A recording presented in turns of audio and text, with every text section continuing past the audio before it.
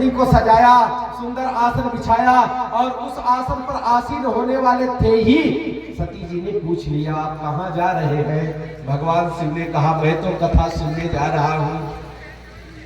देवी, मैं कथा सुनने जा रहा हूँ। सती ने कहा, मैं भी चलूंगी। भगवान शिव ने कहा, और अच्छी बात है। अरे कथा पति पत्नी सुने तो और अच्छी बात है। अब कथा अकेले वैसे भी नहीं सुनना चाहिए, सदैव कथा पति पत्नी के साथ सुनना चाहिए। भगवान शिव ने नंदी पर आगे सती को बैठाया, पीछे स्वयं बैठे और चल पड़े। रास्ते में प्रयाग आया, प्रयाग को प्रणाम किया। सती ने पूछा, भगवान प्रयाग को प्रणाम कर रहे हैं? कहा, प्रयाग को इसलिए प्रणाम कर रहे हैं कि यहाँ निरंतर कथाएं होती रहती हैं, ये धन्य भूमि है, इसलिए प्रयाग को प्रणाम कर रहा हूं। थोड़ा और आगे बढ़े, एक और जमीन को देखा, पृथ्वी को देखा, प्रणाम किया। सती ने पूछा, भगवान इनको प्रणाम कर रहे हैं? कहा, यहाँ कथा होने वाली है, इसलिए मैं प्रणाम कर रहा हूं। थोड़ी और आगे बढ़े, पुनः जमीन को देखा, प्रणाम किया। भोलेनाथ से पूछा सती ने, अब फिर प्रणाम कर रहे हैं? कहा, देवी यहाँ कथा हो चुकी है, इसलिए मैं इसको प्रणाम कर रहा हूं। इतने प्रेमी है भोलेनाथ कथा के। चले और जैसे कुंभज ऋषि के आश्रम में पहुंचे ना, महाराज कुंभज ने देखा कि हमारे दरवाजे पर भगवान भोलेनाथ आए हैं, त्रिलोक के स्वामी आए हैं।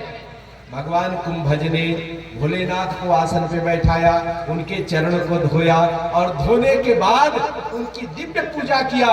पूजा करने के बाद आसन पर बैठाया, बैठाने के बाद प्रणाम किया। भोलेनाथ क्या आदेश है?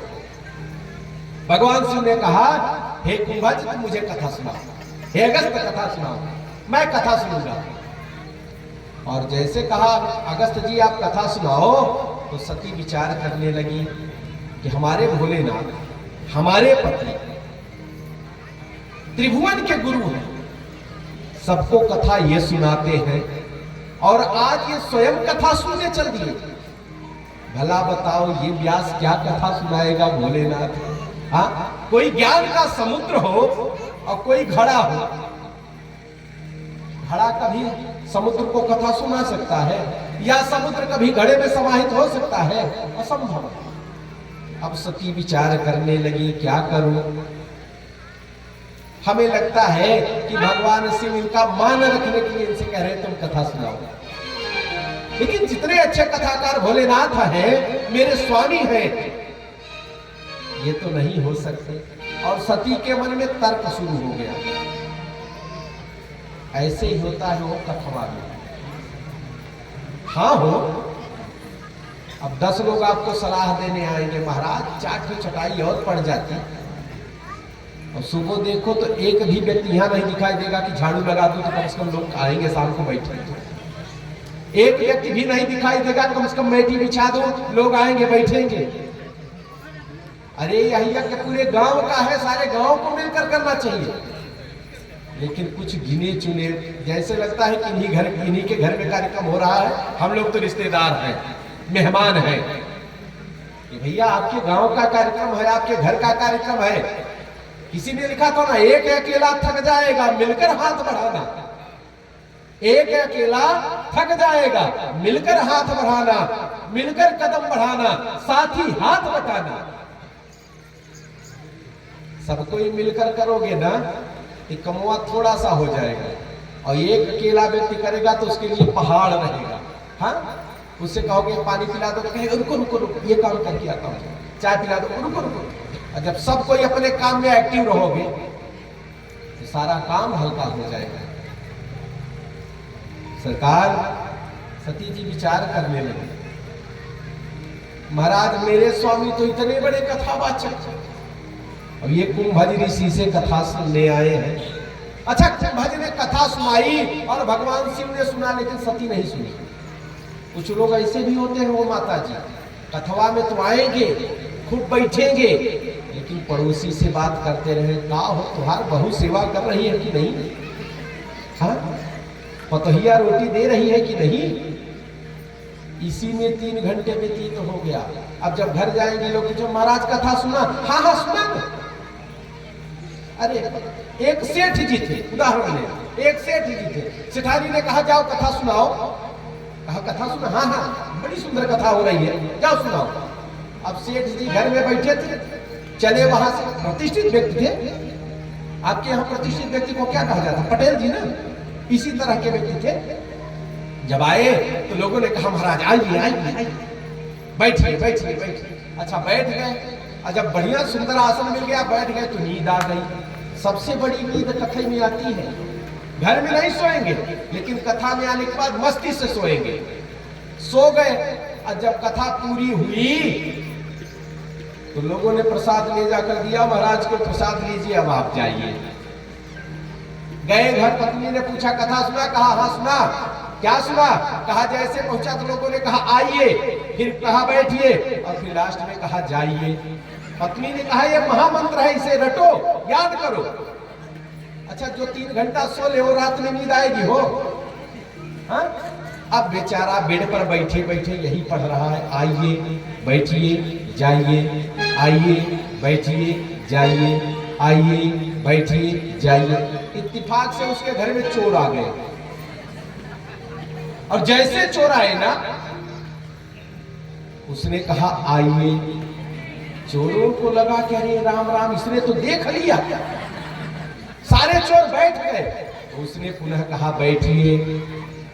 चोरों ने कहा अब तो पकड़े गए, पक्का पकड़े गए। और चोरों ने जो कुछ दूसरे घर से चुराया था ले आकर साधु के, सेठ जी के चरणों में रख दिया और प्रणाम किया, महाराज हमें क्षमा करना। सेठ जी ने कहा आप कौन? अरे सरकार आप पहचानते हो फिर भी कह रहे हो कौन? आप ही ने कहा आइए बैठिए। चोर वहां से बेचारे जब चले, पत्नी को बुलाया, आज सुनो। पत्नी की हाँ बोलो, क्या है आधी रात को तुम जगा? अरे मेरा मंत्र सिद्ध हो गया। क्या हुआ? कहा देखो चोरों ने ले आकर खूब अन्न रख दिया, पैसा रख दिया। पत्नी ने कहा अरे बावले मनुष्य, वहां से तुमने 2-4 शब्द कथा से लाए और वो तुम्हारे लिए इतना कारीगर हो गया। अगर कथा से अच्छे वस्तु लाते, अच्छा ज्ञान लाते तो तुम्हारा जीवन भी बदल जाता। मेरे कहने का तात्पर्य है, लोग आते हैं कथा में, बैठते हैं, लेकिन कथवा उनमें नहीं बैठ पाती। हाँ हो कथा सुना, देखो भगवान की कृपा, देखो धूप हो गया, कहीं धूप कहीं छाया, यही राम जी की माया। सती विचार करने लगी कि आखिर करूं तो करूं क्या। भगवान शिव ने कथा सुना, बस कुंभज ऋषि ने कथा सुनाई। अब कथा सुनाने के बाद भैया जो कथा सुनाता है उसे कुछ दक्षिणा भी देना पड़ता है ना। आप लोगों को पता है कि नहीं? भगवान शिव ने कहा इन्होंने कथा सुनाई है, अब मेरा फर्ज है कि इनको कुछ दूं। तो भगवान शिव ने कहा कि महाराज, हे महात्मन, आपने सुंदर कथा सुनाई है, तो मैं इच्छा हो रही कि कुछ आपको दक्षिणा दे दूं। तो आपको क्या चाहिए? भगवान शिव ने पूछ लिया आपको क्या चाहिए। अब अन्य देश का साधु होता तो कह देता कि मैं ये लूंगा वो लूंगा, ऐसा लूंगा वैसा। लेकिन भारत का साधु ने कहा महाराज मुझे कुछ नहीं चाहिए। अच्छा ये भाषा बोलते हो, हमका कुछ नहीं चाहिए। भगवान शिव ने कहा तो बगैर दक्षिणा की कथा अधूरी रह जाएगी। आपने कथा सुनाई, हमने कथा सुना, यदि मैं दक्षिणा नहीं देता तो मेरे कथा सुनने का फल मुझे प्राप्त नहीं होगा। तो आप कुछ दक्षिणा ले लो हमसे। भगवान शिव ने जैसे कहा, महात्मा ने कहा भैया हो शंकर जी, हमका आप भक्ति दे दो। भगवान शिव ने सोचा था कि ऐसे ही मांग लेगा, लेकिन जैसे भक्ति का नाम लिया, भगवान शिव ने कहा धन्य हो महात्मा, आपने रुपए पैसा नहीं मांगा, आपने तो सीधा सीधा बहुमूल्य हीरा मांग लिया। यद्यपि मैं किसी को देता नहीं, लो दे दिया। भगवान राम की भक्ति प्रदान किया भोलेनाथ ने। अब उसके बाद नंदी को पुनः सजाया, वहां से चल पड़े। और जैसे चले तो इधर राम जी ने एक लीला कर दिया। क्या किया? ततः सती महादेव वियोग मल भानुने स्वपतः शंकर सेति वदन्ये के सुबुद्धयः। महाराज दंडकार रहने में सती जी आ गई भगवान भोलेनाथ के साथ भ्रमण करते करते, वहां से कथा सुनते। इधर राम जी की सीता जी हेराई गई, गुम हो गई। अब राम जी रो रहे हैं सीता जी के लिए। पपीहा चुप लगा बैठा, न कोयल गुनगुनाती है, सिया की याद आती है, सिया की याद आती है, सिया की याद आती है, सिया की याद आती है। पपीहा चुप लगा बैठा, न कोयल गुनाती है, सिया की याद आती है, सिया की याद आती है। राम जी रो रहे हैं, सिया की याद आती है, सिया की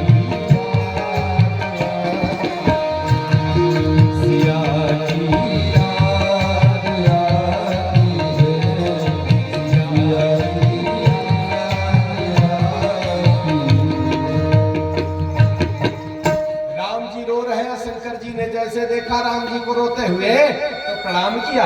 बाहर है राघवेंद्र, बाहर है मेरे स्वामी, बाहर है भगवान। ध्यान रखना, तीनों मैत्री कारक हैं। भगवान शिव और भगवान विष्णु दोनों एक दूसरे के मित्र हैं। भगवान विष्णु भगवान शिव दोनों एक दूसरे के दास हैं। भगवान विष्णु और भगवान शिव दोनों एक दूसरे के स्वामी हैं। आज विनोद कर रहे हैं भोलेनाथ। बाबा ने लिखा है कि जय सच्चिदानंद जग पावन, अस कही चले मनोज। आज भगवान ने अपने मुंह को 5 बनाया। भोलेनाथ ने 5 ही मुंह है ना भोलेनाथ का। 15 नेत्र से भगवान राम को देख रहे हैं। एक मुख में 3 नेत्र, तो 5 में कितने हुए हो? 15। हाथ जोड़कर प्रणाम किया, कहा जय हो सतस्वरूप, आपको प्रणाम है। एक मुख से। दूसरे मुख से कहा हे चित स्वरूप, आपको प्रणाम है। तीसरे मुख से कहा हे आनंद स्वरूप, आपको प्रणाम है। हे जग के पावन, हे जग के कल्याण करता, आपको प्रणाम है। और 5वें मुख से कहा हे मनोज का नाश करने वाले, आपको प्रणाम है।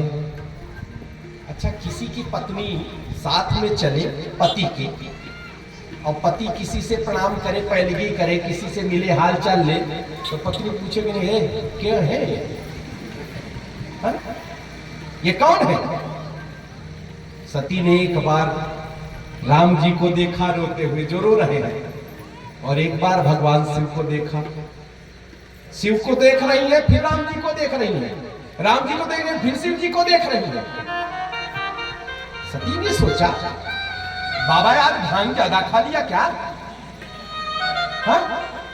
देखो ये 2 राजकुमार मनुष्य के वेश में रो रहे हैं, और इनको देखकर कह रहे हैं जय सच्चिदानंद जग पावन। अरे सच्चिदानंद का कोई अर्थ होता है? सच कहीं दिखाई नहीं पड़ रहा है। अगर सत्य दिखाई पड़ता तो ये पहचान जाते कि मेरी सीता जी कहां है। भाई जो सत्य स्वरूप है उसे तो पता है मेरी सीता जी कहां है। चित्त भी अच्छा नहीं है, चित्त में दुख भरा है, रो रहे हैं, और आनंद तो कहीं दिखाई नहीं दे रहा है। और फिर भी भोलेनाथ कह रहे हैं कि जय सच्चिदानंद जग। यही बात सती जी को भ्रम हो गया। सती जी को भ्रम हो गया और सती जी ने भगवान शिव के स्वरूप को देखा, राम जी के स्वरूप को देखा। भगवान भोलेनाथ से पूछा ये कौन है, जो अभी बताया ना कौन है। जो नृपुतनयत ब्रह्म किम नारी विरह मति घो। अरे भोलेनाथ ये मनुष्य है, ये कौन है? अगर मन में विचार किया सती जी ने, अगर ये विष्णु होते तो अपनी पत्नी को जानते, भगवान से झूठ नहीं बोल सकते।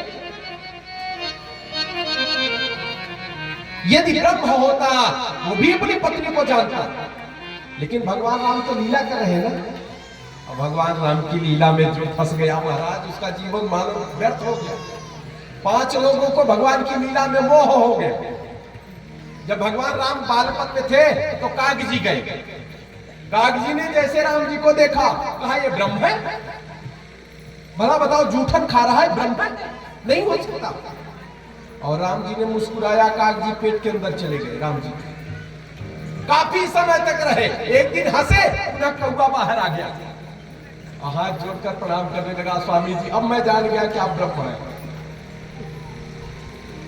बाल लीला में विवाह लीला जब हुआ तो ब्रह्मा जी चले।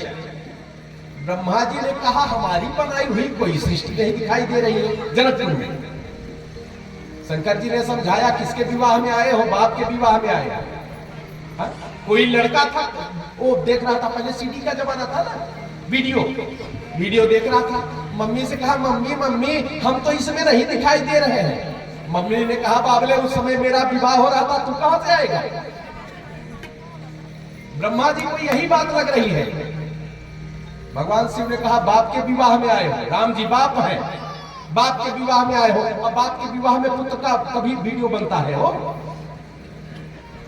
ब्रह्मा जी को मोह हो गया। तीसरी अवस्था में श्री सती जी को मोह हो गया, दंडकारण्य। ये सती जी मोह का प्रसंग चल रहा। चौथी बार जब युद्ध हो रहा था रावण और राम का, तो रावण ने ऐसा बाण मारा, आहा, नाग पास में बंध गए भगवान। हनुमान जी गए, गरुड़ जी को बुलाया और ले आया, तो गरुड़ जी ने धीरे से नागों को खाना शुरू किया, नाग भाग गए। महाराज गरुड़ जी को मोह हो गया, जिनके परों से निरंतर सहस्त्र सिरका पुरखा की ध्वनि होती है, ऐसे जो भगवान को धारण करके उड़ते रहते हैं, ऐसे गरुड़ जी को मोह हो गया। ना ये भगवान नहीं हो सकता। और 5वीं बार जब भगवान सिंहासन पर बैठे, रामराज बैठे त्रैलोका, तो वशिष्ठ जी को मोह हो गया। राम जी ने गुरु जी को बैठाया और उनके चरण पर, आपके यहाँ की परंपरा बड़ी दिव्य है यजमान जी, बड़ी दिव्य है। लोग चरण धुलते हैं और चरणोदक लेते हैं। राम जी ने यही बात किया। राम जी ने गुरु को आसन पर बैठाया, उनके चरणों को धुला और चरणोदक लिया। वशिष्ठ जी को मोह हो गया कि ब्रह्म नहीं हो सकता। मुझ मनुष्य के चरणोदक को लेने वाला ब्रह्म नहीं हो सकता। महाराज सती परेशान है। यदि ये विष्णु होते तो विष्णु भी शंकर के ही समान है, उन्हीं के अंश है। पूछ लिया कामिमौ पुरुषो नाथ विरह व्याकुलाकृति विचरन्तौ वने क्लिष्टौ दीनौ वीरो धनुर्धर। हे स्वामी, ये जो हाथों में धनुष लिए हुए हैं, रोक रोक कर चल रहे हैं, ये कौन है?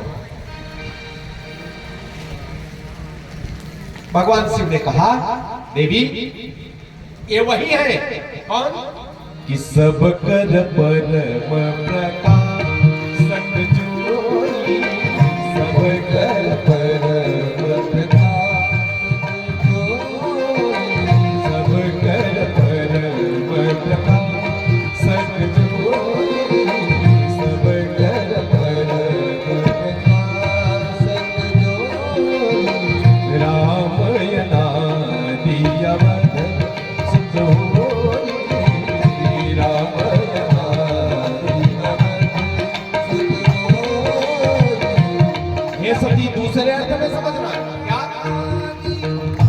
बिन पग चलाई सुनई बिन गाना, बिन पग चलाई सुनई बिन गाना, कर बिन करम करई विधि नाना, कर बिन करम कर विधि नाना, आनंद रहित सके रस भोगी, बिन पाही भगता कर जोगी, बिन पाही भगता कर जोगी, बिन पाही भगता कर जोगी। मुनि धीर संतत विमल मन, सरकार बड़े बड़े अमलात्मा विमलात्मा महात्मा जिसे निरंतर ध्यान करते रहते हैं, ये वही है। सती ने कहा भगवान यदि ये वही है, आध्यात्म है, यदि स्म जानाति कुतो विलाप, यदि ये वही है, आपके ही समान है, ये ब्रह्म है, तो विलाप किस लिए कर रहे हैं, रो किस लिए रहे हैं? फिर तो इन्हें पता होना चाहिए मेरी सीता कहां है। और यदि ये रो रहे हैं तो ये ब्रह्म नहीं हो सकते, फिर इनका पूजन नहीं हो सकता। भोलेनाथ ने कहा देवी ये नारी बुद्धि है, ये वही ब्रह्म है। सती ने कहा भगवान आप तो सबके गुरु हैं, आप तो सबके श्रेष्ठ सबसे श्रेष्ठ हैं, फिर राम को आपने प्रणाम किया, ऐसा क्या? भोलेनाथ ने कहा एक बार की बात, मैंने विष्णु को आमंत्रण किया और विष्णु को सिंहासन पर आसीन किया, उनका अभिषेक किया और उनसे कहा कि आज से तुम पालन का कार्य करोगे, और अभिषेक करने के बाद मैंने उन्हें प्रणाम किया। इस प्रकार से भगवान नारायण की श्रेष्ठता को भगवान शिव ने बताया। अब भगवान शिव और सती कैलाश पहुंचे, लेकिन मन में कष्ट तो बना रहा। उसके पूर्व भगवान भोलेनाथ ने एक बात और कही सती से, सती यदि तुम्हारे मन में इतना बात है तो तुम ऐसा करो, जाकर राम जी की परीक्षा ले लो। सती ने कहा ठीक है भगवान, और सती चली राम जी की परीक्षा लेने। महाराज राम जी की परीक्षा,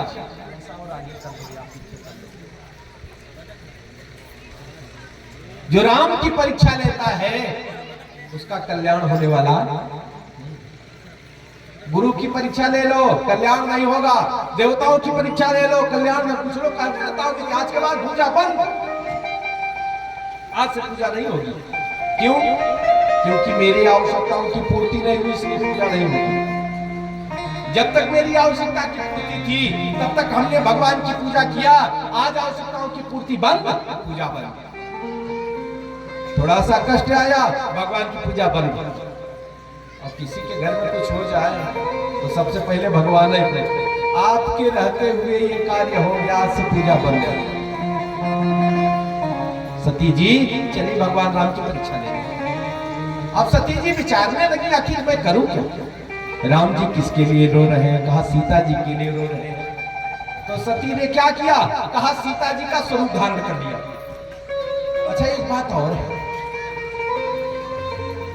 कोई व्यक्ति रूप सिंह का स्वरूप धारण कर ले या जजमान जी का हमारे स्वरूप धारण कर ले, लेकिन इनका गुण तो उसके अंदर नहीं होगा ना। सती सीता जी का रूप तो धारण कर लिया, लेकिन सीता जी का गुण कहां से मिले? सीता जी कैसी है? कि हर जासु कृपा निर्मल मति पावो। ऐसी है सीता जी। ताके जुग पद कमल मनामो, अतिशय प्रिय करुणा निधान की। ऐसी है सीता जी। राम जी जब आगे आगे चलते हैं तो राम के चरणों के चिन्ह जब पृथ्वी पर पड़ जाते हैं तो उन चिन्हों को भी सीता जी बचाकर चलती हैं। अच्छा, हर स्त्री को इसी प्रकार से चलना चाहिए। पति के पैर के ऊपर अपना पैर कभी नहीं रखना चाहिए। ध्यान रखना, यदि पति के पैर के ऊपर अपना पैर रख दिया, चरण जहां पड़ता है तलवा, तो आपसे अपराध हो जाएगा। सीता जी ऐसे ही चलते, लेकिन सती जी ने क्या किया? कहा राम जी आगे आगे चल रहे हैं। राम जी आगे आगे चल रहे हैं और सती जी उनके भी आगे आगे चल रही है। सीता का स्वरूप तो धारण किया, लेकिन सीता जी के चरित्र को धारण नहीं कर पाई और राम जी के आगे आगे चल रहे। लक्ष्मण जी ने देखा, कहा यह तो प्रसंग इस अध्याय में नहीं था, ये सती जी कहां से आ गए? लेकिन लक्ष्मण जी गंभीर हैं, मौन हैं, कुछ बोले नहीं। लेकिन राम जी ने कहना शुरू कर दिया, त्वया स्वरूपम कस्मास्ते धृतिम रूपमिदं सती। अरे है सती, ये क्या स्वरूप आपने बना रखा है और अकेले तुम कहां घूम रही हो? अरे वृषध्वज कहां है? वृष पर आरूढ़ होने वाले धर्मध्वज कहां है? आपके पति कहां है? सती को लगा, करे राम राम, मैंने तो अपराध कर दिया, मैं सीता जी का स्वरूप धारण कर लिया, ये तो साक्षात ब्रह्म है। और राम जी को प्रणाम करके, शिव महापुराण के अनुसार राम जी को प्रणाम करके सती जी आगे बढ़ी पति के पास। और पति जी कहां बैठे थे? कहा एक बरगद के वृक्ष के नीचे बैठकर राम राम जप रहे थे। अच्छा, भगवान जब भी बैठे हैं तो बरगद के वृक्ष के नीचे क्यों? क्योंकि बरगद विश्वास का प्रतीक है। पत्नी यदि श्रद्धा है तो पति विश्वास है। ध्यान रखना इस बात को, आप लोगों के लिए, आप लोगों के लिए। झंझट कहां होती है? हो जहां हमारी श्रद्धा कमजोर होती है वहीं झंझट होती है ना? आपके यहां हो ना हो, लेकिन शहरों में अक्सर मैं देखता रहता हूं। पत्नी ने फोन लगाया पति को, पत्नी ने फोन लगाया पति को, और पति का फोन भी जी बता रहा है। अब पत्नी के मन में संशय हो गया कि 24 घंटा कहां बात करते रहते हैं। श्रद्धा डगमगाई ना। अब घर में आए तो शुरू हुआ धनाधन धनाधन। श्रद्धा जब जब गड़बड़ होगी उत्पात होगा। लेकिन एक बात और ध्यान रखना, किसी नदी के किनारे कोई बरगद का वृक्ष हो इत्तेफाक से, और नदी में कितना भी बाढ़ आ जाए, सारे वृक्ष टूट जाएंगे, लेकिन बरगद का वृक्ष जल्दी गिरने वाला। पति का विश्वास भी ऐसा ही हो। पति घर में फोन लगाया, पत्नी का फोन बिजी है, तो ये न समझ ले पत्नी कहीं और बात कर रही है। हाँ, होगा कोई बात कर रही है। ये है विश्वास और श्रद्धा। जहां विश्वास और श्रद्धा होगा गृहस्थी की गाड़ी खूब चकाचक दौड़ेगी। और जहां यही नहीं होगा महाराज, वहां राम का घर नहीं, वहां रोज महाभारत होगा। हाँ, रोज महाभारत होगा। इसीलिए पति पत्नी दोनों को कथा सुननी चाहिए। भगवान शिव बट के वृक्ष के नीचे बैठे हैं, सती जी आई और प्रणाम किया। भगवान शिव ने पूछा, परीक्षा लिया? सती जी ने झूठ बोल दिया। क्या कहा? कछुन परीक्षा ली गोसाई, कछुन परीक्षा गोसाई, कछुन परीक्षा गोसाई, कछुन परीक्षा गोसाई। भोलेनाथ ने कहा जब परीक्षा नहीं लिया तो गई क्यों थी? कीन्ही प्रणाम तुम्हारे नाई, प्रणाम तुम्हारे नाई, कीन्ही प्रणाम तुम्हारे नाई, कीन्ही प्रणाम तुम्हारे, प्रणाम तुम्हारे। भोलेनाथ से पहली बार पत्नी झूठ बोल गई। अच्छा, अगर पति पत्नी का संबंध झूठ पर खड़ा हो जाए तो ज्यादा दिन चलने वाला नहीं है। पति पत्नी से झूठ बोले, पत्नी पति से झूठ बोले, ज्यादा दिन नहीं चलेगा। इसलिए सदैव सत्य बोलना चाहिए। भगवान शिव त्रिकालज्ञ है, उन्होंने देखा कि ये प्रणाम कह रहे हैं कि तुम्हारे जैसा मैंने प्रणाम किया। मैं समझा रहा था, मेरे जैसा समझाने वाला व्यक्ति। सती को लगा कि ये ब्रह्म नहीं हो सकता, और ये कह रहे हैं कि मैंने आपके जैसा प्रणाम कर लिया स्वामी। तो सच भगवान शिव ने ध्यान लगाकर देखा तो सीता जी का स्वरूप देवी जी ने धारण कर लिया। आहा, भगवान शिव ने कहा, रे राम राम, इन्हें तुम्हारा गड़बड़ कर दिया। अरे जिसको मैं अपने हृदय में धारण करता हूं उनका स्वरूप धारण कर लिया। यदि मैं इनसे प्रेम करता हूं तो मेरी भक्ति नष्ट हो जाएगी। तो भगवान कुछ बोले नहीं। बाबा ने, तुलसीदास जी ने लिखा है कि उस समय आकाशवाणी हुई थी, भगवान शिव ने संकल्प कर लिया। क्या? कि शिव संकल्प कीन्ही मन माही, शिव संकल्प कीन्ही मन माही, शिव संकल्प कीन्ही मन माही, शिव संकल्प कीन्ही मन माही, यही तन सदी भेंट मोहिनाई, यही तन सदी मोहिनाई, यही तन सदी भेंट मोहिनाई, यही तन सदी भेंट। संकल्प किया जैसे भोलेनाथ ने ना, आकाशवाणी हो गई। बारे भगवान शिव, आपने जो संकल्प किया है, आपके जैसा कोई व्यक्ति हो ही नहीं सकता, आपके सिवाय संकल्प कोई कर ही नहीं सकता। अच्छा, आकाशवाणी भगवान शिव को ही नहीं सुनाई पड़े, सती को भी सुनाई पड़े। सती जी ने कहा, भोलेनाथ ने आपने क्या क्या संकल्प किया, हमें सच सच बताओ। अभी भगवान शिव ने कहा था कैसे प्रणाम किया, सच सच बताओ, तो सती जी झूठ बोल गए। अब सती जी ने कहा कि सच सच बताओ। अच्छा, चोरों में जब चोरी होती है, चोर सामान चुरा के लाते हैं तो क्या कहते हैं? ईमानदारी से बांटो। अब चोरी में भी ईमानदारी हो, हाँ, ईमानदारी से बांटना। सती झूठ बोल गई और सती जी कह रहे हैं कि आप सच सच बताओ। तो भगवान शिव ने एक युक्ति निकाली तीसरी। ध्यान रखना, बात बढ़ने का यही कारण है। भगवान शिव ने पूछा, आपने प्रणाम किया? कहा हाँ, आपके जैसा प्रणाम कर लिया।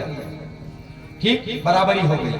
अब सती ने पूछा, आप सच सच बताओ। तो भोलेनाथ ने अगर सच सच बताना शुरू कर देते तो झगड़ा होता कि ना होता? तो भगवान शिव मौन हो गए, चुप हो गए, कुछ नहीं बोले। ये कथा हमें ये सिखाती है कि यदि किसी का पारा गर्म है तो एक व्यक्ति का पारा ठंडा हो जाना चाहिए, है ना? अगर पति पत्नी में झंझट होने की स्थिति आ जाए या परिवार में झंझट होने की स्थिति आ जाए तो जो बुद्धिमान हो उसे ठंडा हो जाना चाहिए। एक व्यक्ति को नॉर्मल हो जाना चाहिए तो झगड़ा बच जाएगा, झगड़ा नहीं होगा। और जब दोनों लोग तनी तना पर आ जाएंगे तो झगड़ा होगा कि नहीं होगा? भगवान शिव शांत हो गए, चुप हो गए। और जब महाराज चुप हो गए ना, भगवान शिव ने पुनः कथा सुनाना शुरू किया सती को। सती को क्लेश कहां से हुआ? कथा से। अगर कथा सुनी होती राम जी की तो उन्हें पता होता कि ब्रह्म है, लेकिन कथा नहीं सुना, भ्रम हो गया। भगवान ने पुनः कथा सुनाना शुरू किया कि अब तो कम से कम सही हो जाए, अब तो इनका उद्धार हो जाए। लेकिन अब भी कथा नहीं सुना। अब क्या चिंतन चला? भगवान शिव ने कौन सा संकल्प किया और हमसे क्यों नहीं बता रहे हैं? यही सोचते सोचते कैलाश पहुंच गए और भगवान शिव ने समाधि धारण कर ली। जैसे समाधि धारण की ना, महाराज भोलेनाथ समाधि में आ गए। भगवती सती बैठी थी। सती ने नंदी से कहा, बेटा नंदी, जब भोलेनाथ की निद्रा खुले, जब समाधि खुले, तो आप हमें बताना। नंदी ने कहा, ठीक है भैया, जब जगेंगे हम बताएंगे। 88,000 वर्ष के बाद भगवान शिव ने अपनी समाधि खुली। नंदी दौड़े दौड़े गए, मां भोलेनाथ जागे हैं। और सती जी जैसे सम्मुख आई ना, भोलेनाथ अपने वाम भाग में विराजमान रखते थे सती को, और आज आसन उठाकर सामने रख दिया भोलेनाथ। जैसे आसन सम्मुख रखा, मानो सती जी को कहा कि अब सामने बैठो, बगल बैठने के अधिकारी नहीं हो। भगवान शिव ने आसन सम्मुख दिया, सती जी सम्मुख विराजमान हो गई, लेकिन मन में संशय चलना शुरू कर दिया कि मेरे स्वामी ने मेरा परित्याग कर दिया, मेरे भोलेनाथ ने परित्याग कर दिया। महाराज, उस स्त्री या पुरुष का जीवन दुष्कर हो जाता है जिसके जीवन में स्त्री ना हो, या जिस स्त्री के जीवन में पति ना हो, फिर उसका जीवन जीना बड़ा कष्टदायक है। सरकार, दिन में तो कामों में जीवन व्यतीत हो जाता है, लेकिन रात्रि में अपने दुख को किससे कहें? पूरे दिन की समाज की वेदना, राष्ट्र की वेदना, देश की वेदना, लोगों का झिझकार किससे कहें? बड़ा दुष्कर हो जाता है। सती समझ गई कि मेरे पति ने मेरा परित्याग कर दिया। उसी समय सारे देवता आकाश मार्ग से विमान पर सवार होकर चल रहे थे। सती ने देखा ये विमान कहां जा रहे हैं। भोलेनाथ से पूछा, ये विमान कहां जा रहे हैं भोलेनाथ? भोलेनाथ ने कहा, आपके पिता के यहाँ यज्ञ है और यज्ञ देखने के लिए जा रहे हैं। तो कहा, हम भी चलेंगे, आप भी चलिए ना। शंभू ने कहा, ना ना, मैं नहीं चल सकता। क्यों? क्योंकि मेरा निमंत्रण ही नहीं है। क्या कहा? आपका निमंत्रण? कहा, नहीं, मेरा निमंत्रण नहीं है। भोलेनाथ से सती ने कहा कि आपका निमंत्रण क्यों नहीं आया?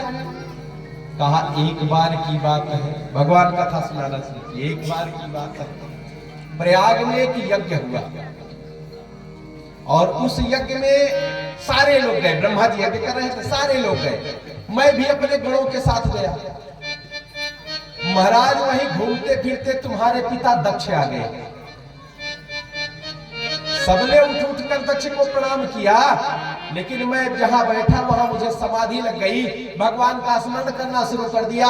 दक्ष आए, कब बैठ गए हमें पता ही नहीं चला।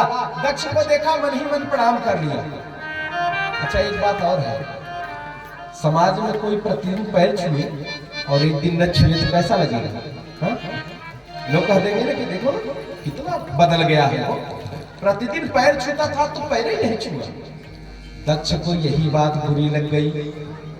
दक्ष को सब प्रणाम कर रहे हैं, वो नहीं देख रहे हैं, लेकिन भगवान शिव ने प्रणाम नहीं किया।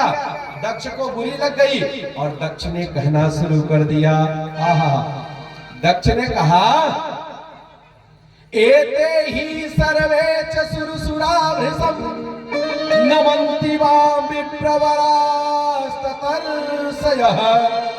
कथं हसौ दुर्जन वन्महामना त्वभूतु यः प्रेत पिशाच संवृतः। अरे देखो तो सही, पिशाचों के साथ रहने वाला, प्रेतों के साथ रहने वाला, श्मशान में रहने वाला, भांग धतूर खाने वाला, क्या जाने ये शिष्टाचार। प्रणाम कैसे किया जाता है, किसी को बंधन कैसे किया जाता है, जब कोई विशिष्ट व्यक्ति आए तो कैसे आदर किया जाता है, क्या जानेंगे। अरे महाराज, ये तो पिशाचों से सदैव घिरा रहता है, गले में मुंडों की माला पहनकर घूमता रहता है। मैं इसे श्राप देता हूं इसे यज्ञ से बहिष्कृत किया जाए। यज्ञ का अधिकारी ये नहीं है। महाराज जैसे भगवान शिव को दक्ष ने श्राप दिया, नंदी जी ने सुना,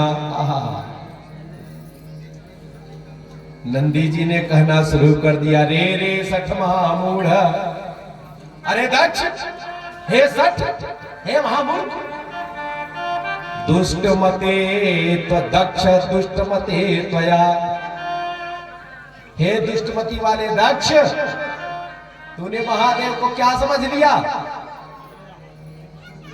गले में गुंडों की माला धारण करते हैं तो तुमने इन्हें गलत समझ लिया। किसी ने बड़ा सुंदर गाया है, क्या कि मेरे भोले बाबा को,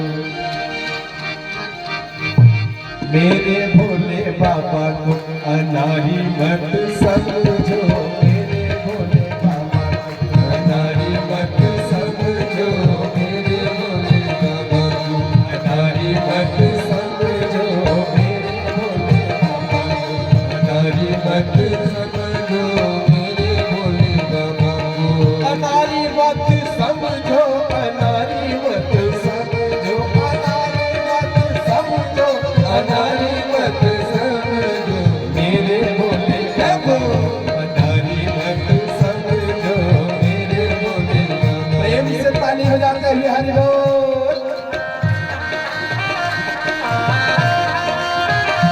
जय हो, हरि बोल।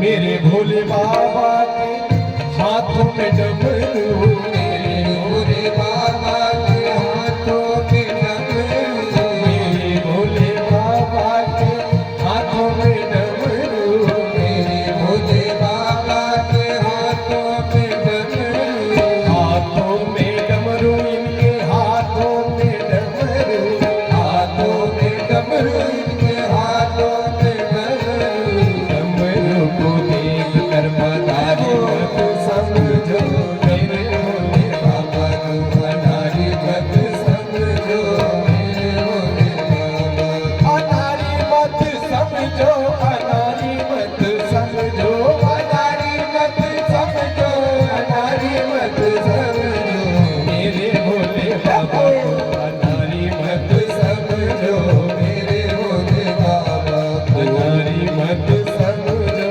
मेरे भोले बाबा को। हरि बोल।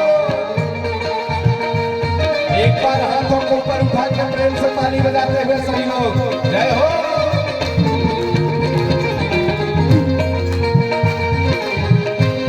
भोलेनाथ की जय हो।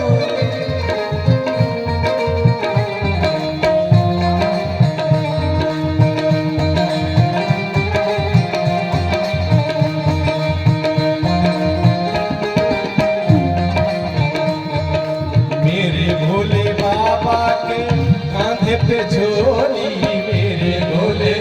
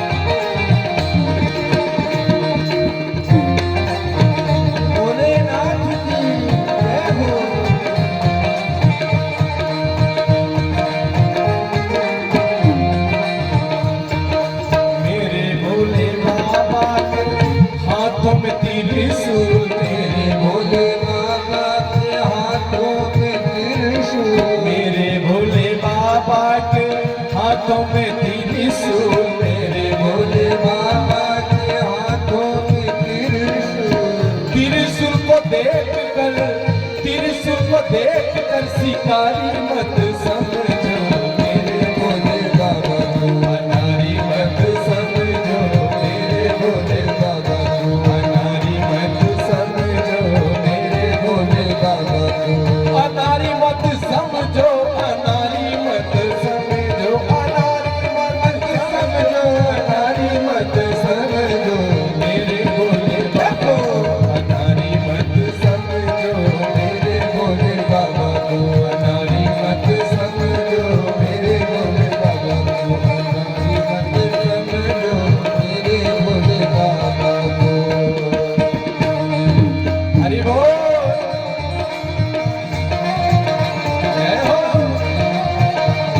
जय हो।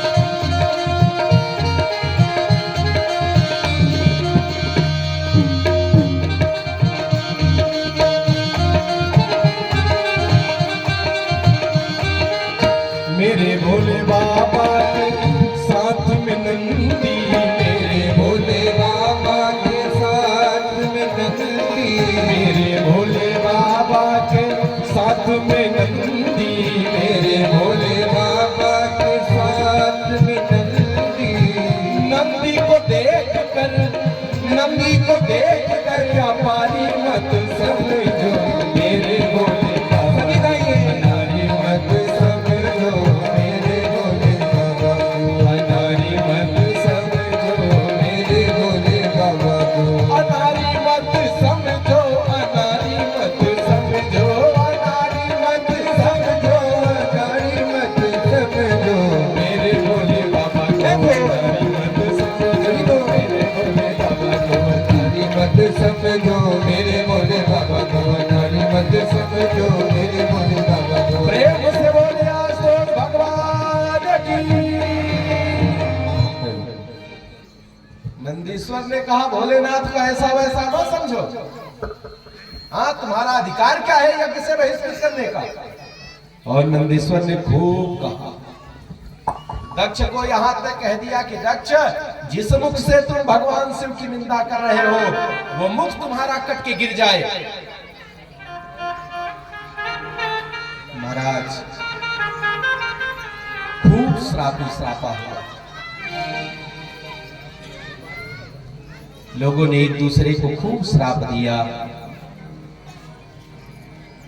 भगवान शिव बता रहे हैं सती को, सती मैं वहां से उठा और कैलाश चला आया।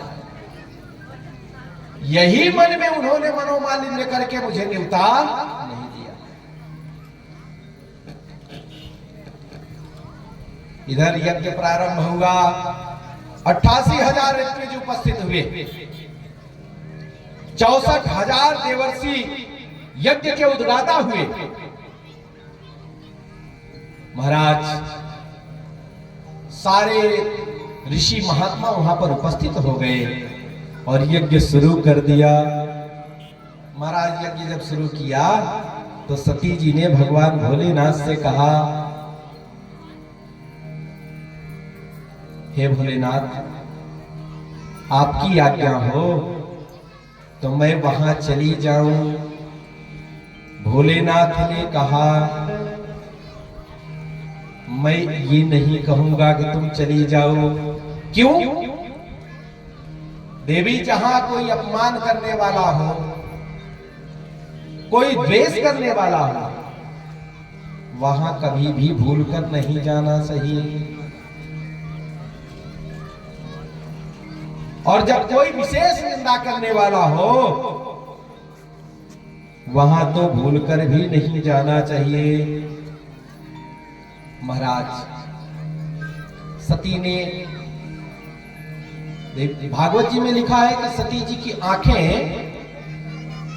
क्रोध से लाल हो गई भगवान शिव के ऊपर, और सती ने भौहों को टेढ़ा किया, मानो आज प्रलय कर देंगे।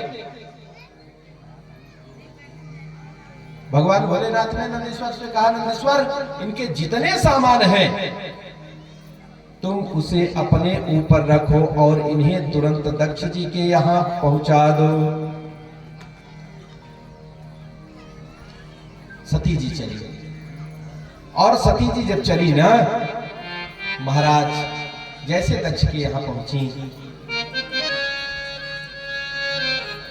दक्ष को देखा, दक्ष ने कोई सम्मान नहीं किया सती जी का, सिर्फ मां एक मिली जो हृदय से लगा लिया। बहनों ने कहा, अरे राम राम, सती आ गई, बहुत सुंदर किया, हमारे लिए तो स्कॉर्पियो गई थी, हम तो उससे आए हैं। लोग ऐसे नहीं कहते हैं, निमंत्रण न मिले पहुंच जाओ फिर देखो।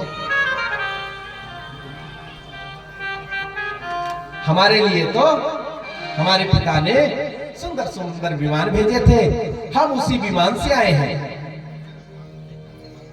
ठीक है, आपका निमंत्रण नहीं मिला, अच्छी बात है, आप आ गई, बहुत सुंदर है, ठीक है आइए। भगिनी मिली बहुत मुस्काता, बहनों ने खूब व्यंग्यात्मक शब्द बोले, लेकिन सती जी कुछ नहीं बोली। अब सती जी वहां पहुंच गई जहां यज्ञशाला था, और यज्ञशाला में जैसे पहुंची, यज्ञशाला में देखा तो सबके भाग बनाए गए हैं, लेकिन भगवान शिव के भाग नहीं बनाए गए। और जैसे देखा ना भगवान शिव के भाग नहीं है, सती बोल पड़ी, यह है पति पत्नी। पति का अपमान बर्दाश्त नहीं हुआ और पत्नी बोल पड़ी, यस्य स्मरण मात्रेण सर्वं पूतं भवत्यहो, बिना तेन कृतं सर्वं पवित्रं भविष्यति। हे पिताजी, जिसके स्मरण मात्र से सब कुछ पवित्र हो जाता है, आपने उनका आदर नहीं किया। यह द्रव्य, यह मंत्र, यह हव्य, यह कव्य जिनसे उत्पन्न होता है, हे पिताजी आपने उन्हें निमंत्रण नहीं दिया। अब डांट कर बोली, हे अधम पिता, अवश्य ही आपकी बुद्धि भ्रष्ट हो गई है, जिसके कारण आपने शिव को निमंत्रण नहीं दिया। हे विष्णु तुम महादेवम किम न जानासि तत्वतः, विष्णु को भी फटकारा, अरे विष्णु क्या तुम महादेव के तत्व को नहीं जानते? सगुणम निर्गुणम चापि श्रुतयोयम वदन्ति, अरे जिनका श्रुतियां निरंतर गान करती रहती है, जो निराकार ओंकार मूलम तुरीयम है, ऐसे भगवान शिव का अपमान किया। इंद्र को खूब भला बुरा कहा, है इंद्र क्या आप शंकर के पराक्रम को नहीं जानते? यज्ञ में उपस्थित हो गए।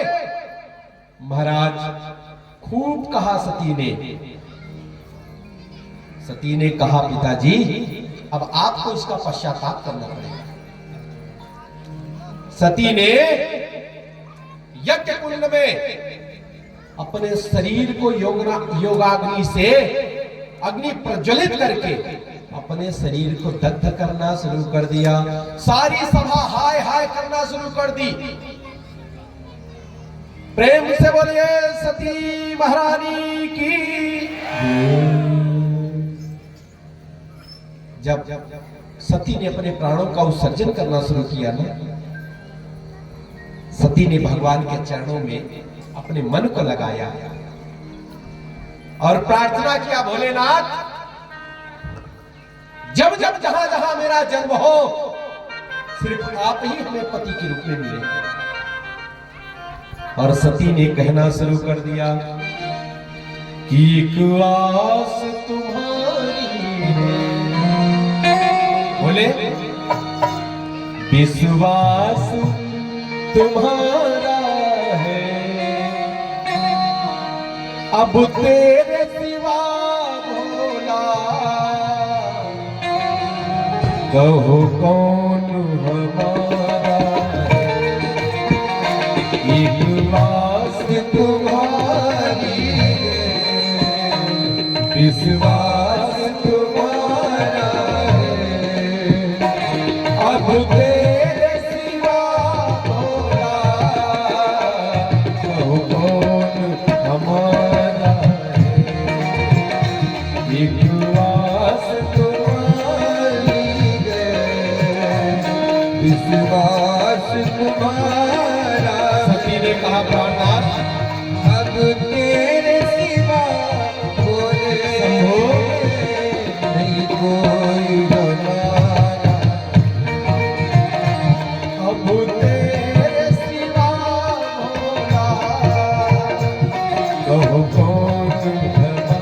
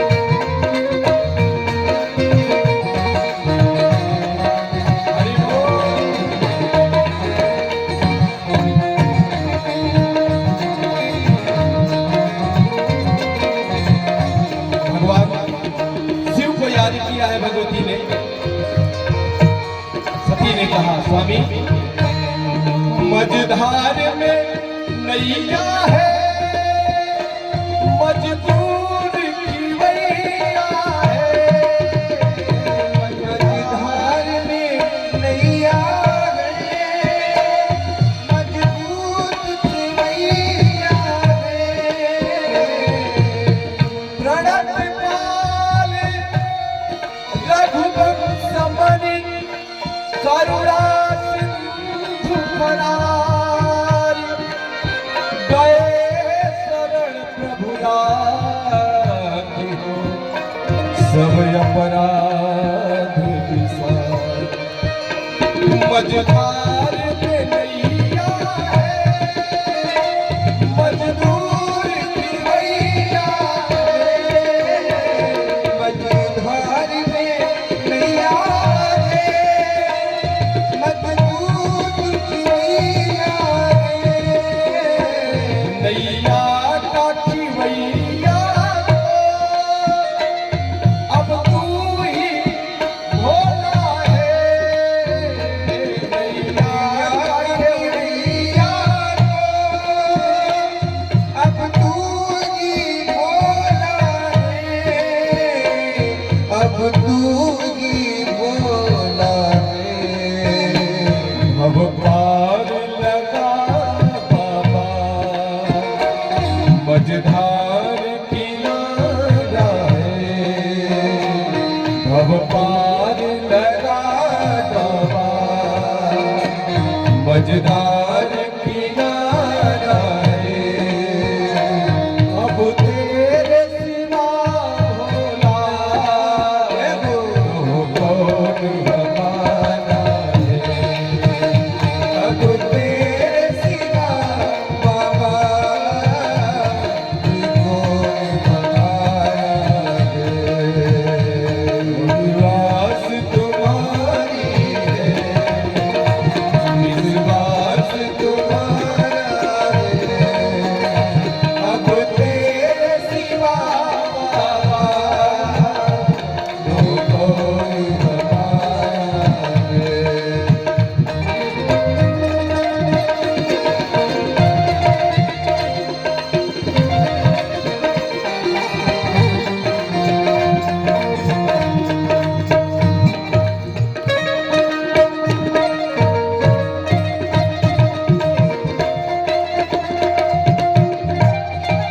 जय हो, प्रेम से ताली बजाते हुए हरि बोल।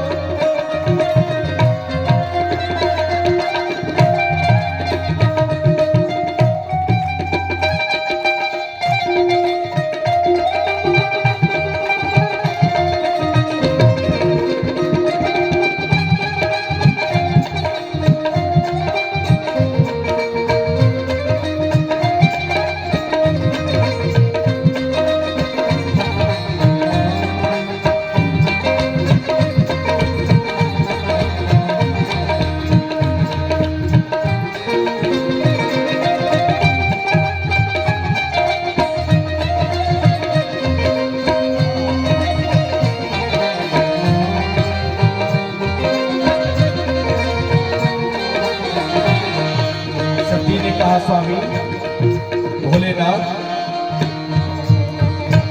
इस तन में रमे हो,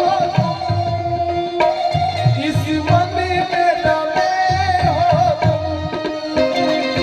इस तन में रमे हो, इस मन में रमे हो इस तन में रमे हो, इस मन में रमे हो। तन में रमे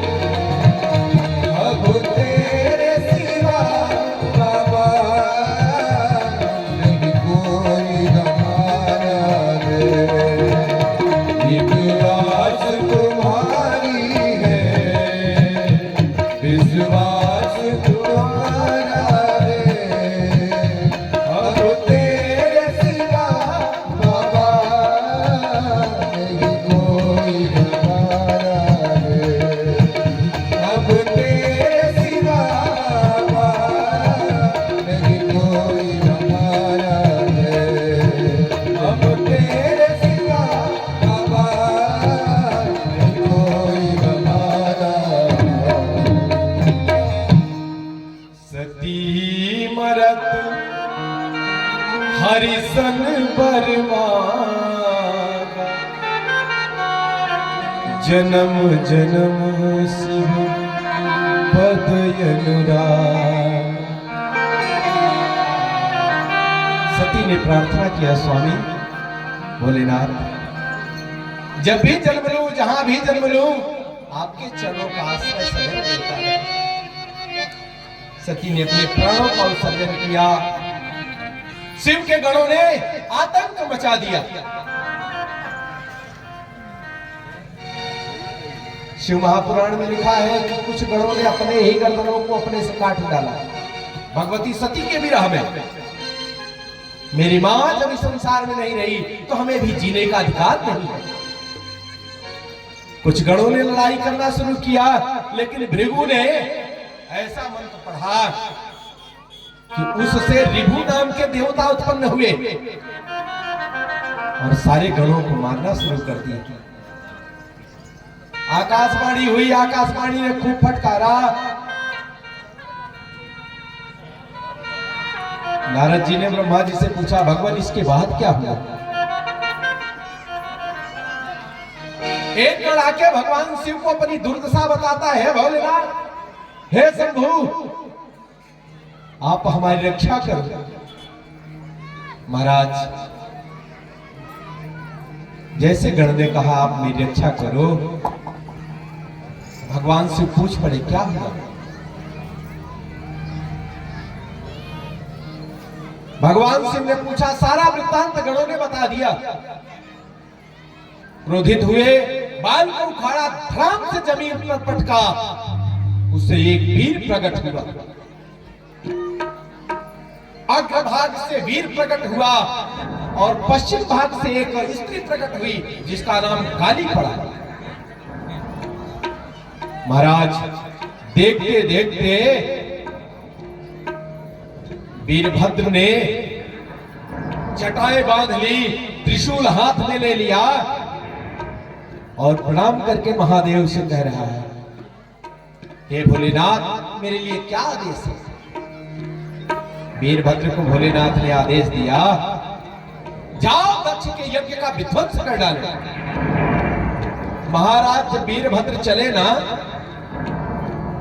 तो उनके शरीर पर नाग लिपटे हुए थे। 8 लाख हाथ का विस्तार वाला उनका रथ था और उसमें 10 सिंह जुटे हुए थे। और महाराज जब चले ना, काली, कात्यायनी, ईशानी, चामुंडा, मुंड मर्दिनी, भद्रकाली, भद्रा, त्वरिता, वैष्णवी इत्यादि देवियां साथ में चलना शुरू कर दी। महाराज, वीरभद्र जैसे चले, दक्ष की बाई आंख फड़कना शुरू कर दिया, बाई भुजा फड़कने शुरू कर दी, बाया जंघा फड़कना शुरू कर दिया और बिजली कड़कड़ाने लगी। यज्ञ भूमि में सियार और उल्लू को बोलने लगे। महाराज, इतना ही नहीं, दिन में कुमुद अपने आप बंद हो गए, आकाश में रक्त की वर्षा होने लगी। महाराज, गधों ने मुख को ऊपर करके जोर जोर से शोर करना शुरू कर दिया। कुत्तों ने अपने आप स्वर में गाना शुरू कर दिया। भृगु ने सोचा कोई डाकू आ रहा है क्या? इतना धुंध, इतना वायु कहां से चल रही है? और वीरभद्र पहुंच गए यज्ञ भवन में। महाराज, जैसे यज्ञ भवन में पहुंचे, वीरभद्र ने सबके मस्तक को धड़ाम धड़ाम ऊपर कर दिया, लेकिन दक्ष का मस्तक कट नहीं रहा था। दक्ष को गिराकर यज्ञशाला की वेदी पर रखकर तलवार से मस्तक को काटना चाहा, लेकिन मस्तक कटा नहीं। वीरभद्र ने अपने बड़े बड़े नाखूनों से दक्ष की मुंडी को धड़ाम से पड़ोरा और यज्ञशाला में स्वाहा कर दिया। प्रेम से बोले वीरभद्र भगवान की जय, आशुतोष भगवान की जय। महाराज, जिन जिन देवताओं ने रक्षा के लिए आगे बढ़ा, सबको वीरभद्र ने उचित दंड दिया और सबसे कहा, आओ आज मैं तुम्हें यज्ञ का असली महत्व बताता हूं। इधर सारे देवता विष्णु भगवान के साथ युद्ध करने लगे। वीरभद्र ने सबको परास्त कर डाला। सारे गण वापस आए कैलाश। अब तो यज्ञ पूरा ही नहीं, सारे देवता कैलाश आ गए और भगवान शिव की स्तुति करना शुरू कर दिया। जय जय शिव शंकर माहेश्वर, जय जय शिव शंकर माहेश्वर। जय जय शिव शंकर। सभी गाइए, तालियों की सेवा करते हुए गाएं। जय हो शंकर माहेश्वरा,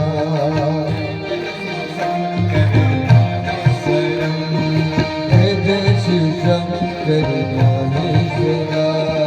जय शंभु, जय शंभु दिगंबर भूतेश्वरा, जय शंभु दिगंबर भूतेश्वरा।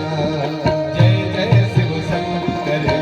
जय हो जय जय शिव शंकर। प्रेम से ताली बजाते हुए हरि बोल।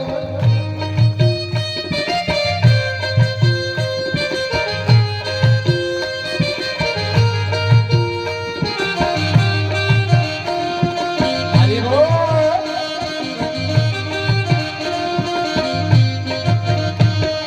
सस्तेखरं मुण्डमालेश्वरं, शशिशेखरं मुण्डमालेश्वरं, शशिशेखरं मुण्डमालेश्वरं, शशिशेखरं मुण्डमालेश्वरं।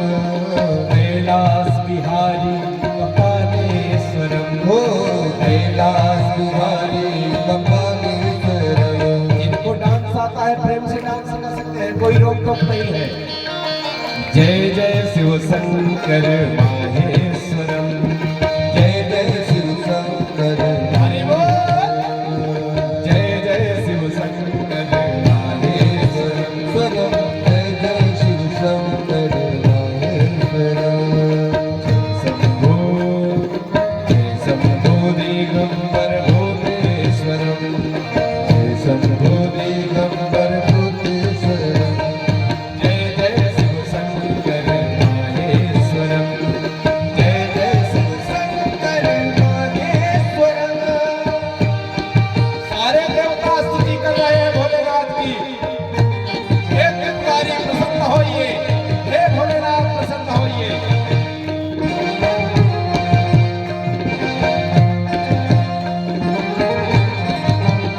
जय हो।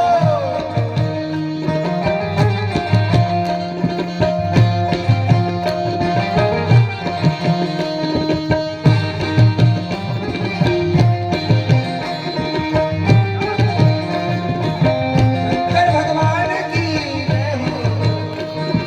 पशुपति त्रिपुरारी गंगाधरम, पशुपति त्रिपुरारी गंगाधरं। पशुपति त्रिपुरारी गंगाधरम, ओ पशुपति त्रिपुरारी गंगाधरं। त्र्यंबकम उमा प्राणेश्वरम, त्र्यंबकम उमा। प्राणेश्वरं। जय हो पशुपति त्रिपुरारी गंगाधरम, पशुपति त्रिपुरारी गंगाधरं। त्र्यंबकम उमा प्राणेश्वरम, त्र्यंबकमुनादि प्राणेश्वरं। जय जय शिव शंकर माहेश्वरम, जय जय शिव शंकर माहेश्वरं। जय जय शिव शंकर माहेश्वरम, जय जय शिव शंकर माहेश्वरं। जय शंभो, जय शंभो दिगंबर भूतेश्वरम, जय शंभो दिगंबर भूतेश्वरम। जय जय शिव शंकर माहेश्वरम, जय जय शिव शंकर माहेश्वरं। जय जय शिव शंकर माहेश्वरम, जय जय शिव शंकर माहेश्वरम, जय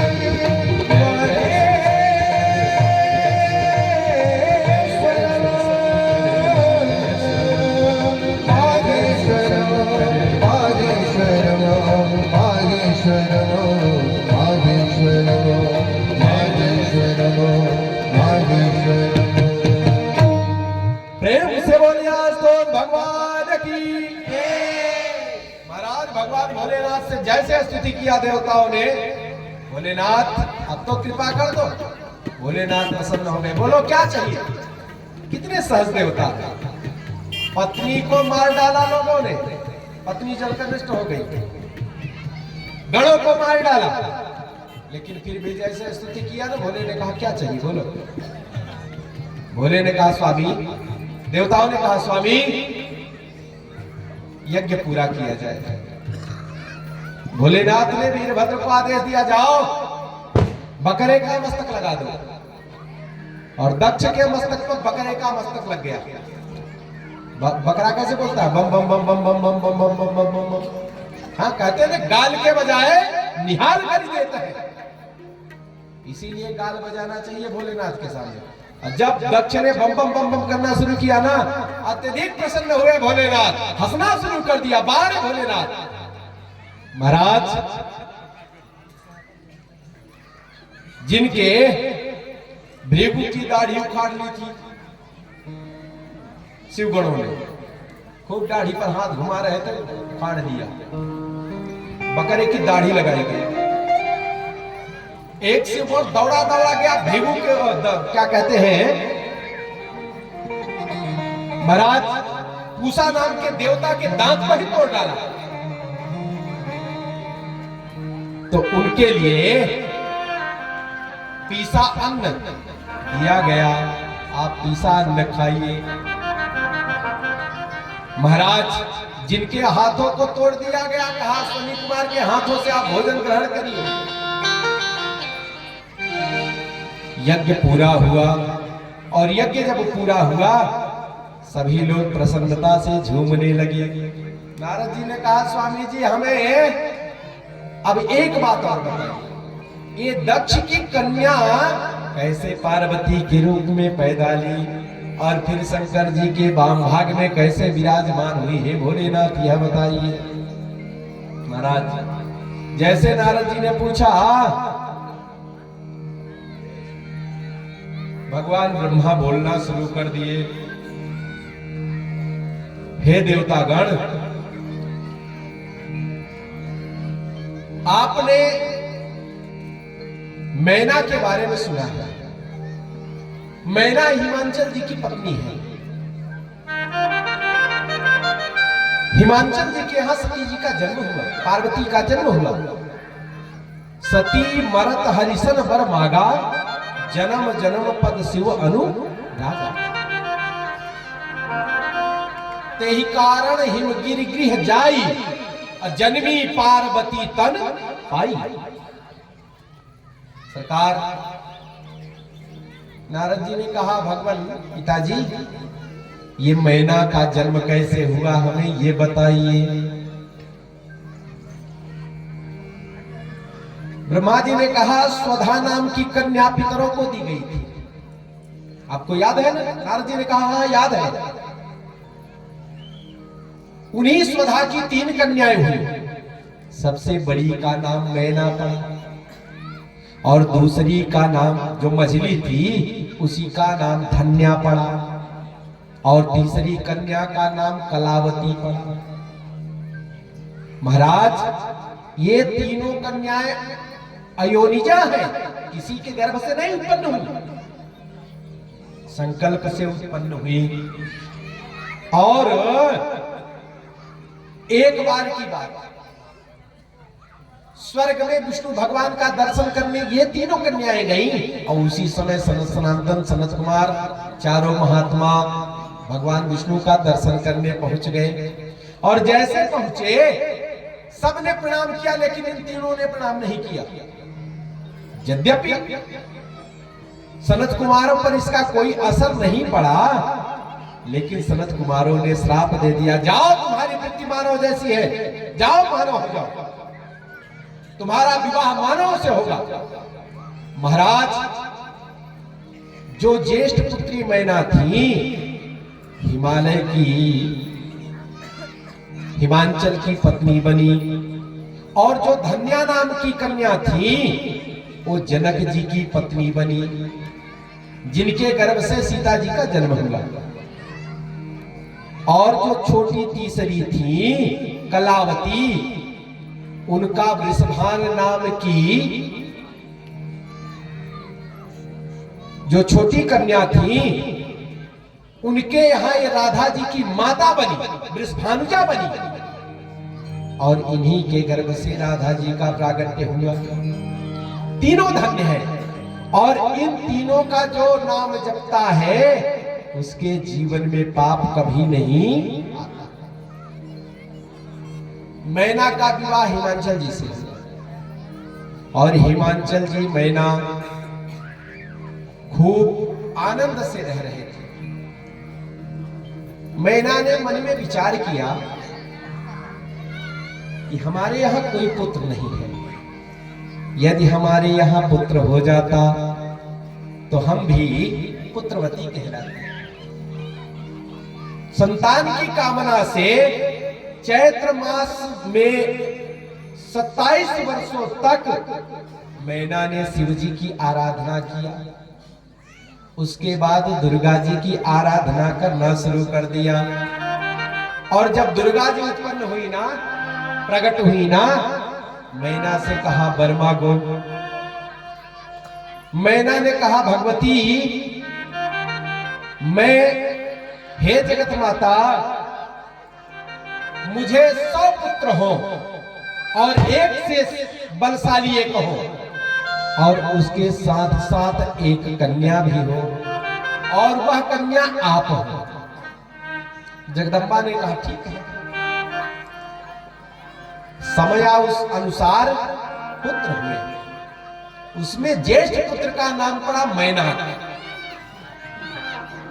सबसे बड़ा पुत्र कौन है पर्वतों में? कहा मैना, जो समुद्र से मित्रता किया। इंद्र ने एक बार क्या किया कि राक्षस लोग पर्वतों के ऊपर बैठ जाते थे और उनसे कहते थे पर्वत उड़ो, और पर्वत उड़ना शुरू कर देते थे। जिस गांव में पर्वत बैठ जाते थे वहां सारा गांव का गांव नष्ट हो जाता था। इंद्र ने वज्र उठाया, सारे पर्वतों के पंख को काटना शुरू कर दिया। लेकिन समुद्र ने मैना को अपने अंदर प्रवेश करा दिया। प्रेम से बोलिए दुर्गा मैया की जय। आपके बीच में उमा देवी का आगमन हो रहा है। जय हो। सरकार, इधर मैना ने एक सुंदर पुत्री का जन्म दिया। प्रेम से बोलिए दुर्गे मैया की। और जैसे जन्म दिया ना, सारे देवता आ गए, आनंद से फूल वर्षा करना शुरू कर दिया। नारद जी आए, नारद जी ने देखा आपके घर में तो बड़ी सुंदर कन्या उत्पन्न हुई है, वाह ये तो बहुत सुंदर है, ये जग की कल्याणी है, जगदम्बा है, महेशानी है, इसको प्रणाम करना चाहिए। और सबने प्रणाम किया। नारद जी को देखकर हिमांचल जी ने प्रणाम किया, कहा भगवान इसको बताइए कि पति इसका कैसा होगा, इसका गृहस्थी कैसा होगा, जीवन कैसा होगा। एक कुर्सी लाओ भैया, कुर्सी पर बैठाओ। प्रेम से बोलिए अम्बे मातु की। बैठाओ कुर्सी। शंकर जी भी आ रहे हैं क्या? अभी बताऊंगा शंकर जी, इनको बैठाओ।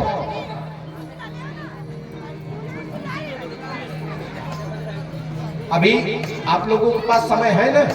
आज थोड़ा लेट भी हो जाएगा, चलेगा ना? हाथ उठा के बताओ ना। बैठ महाराज। नारद जी ने देखा कन्या तो बड़ी सुलक्षणा है, और नारद जी वहीं रुक गए। इधर मैना ने कन्या को हिंडोला में डाला और झुलाना शुरू कर दिया। प्रेम से कि झूला झूले सैल कुमारी, झुलावे सब सखियां प्यारी। झूला झूले सैल कुमारी, झुलावे सब सखियां प्यारी, सब सखियां प्यारी।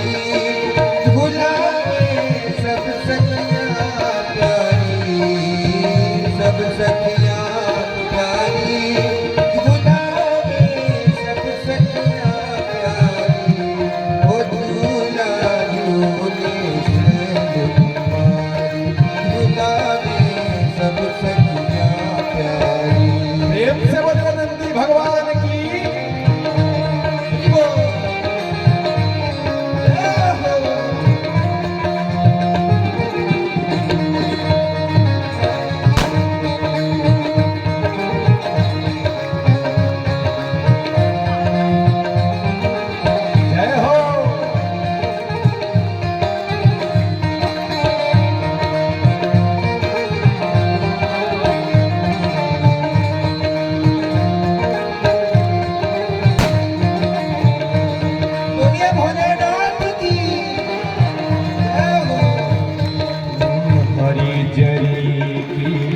अंगिया सोहे हरी जरी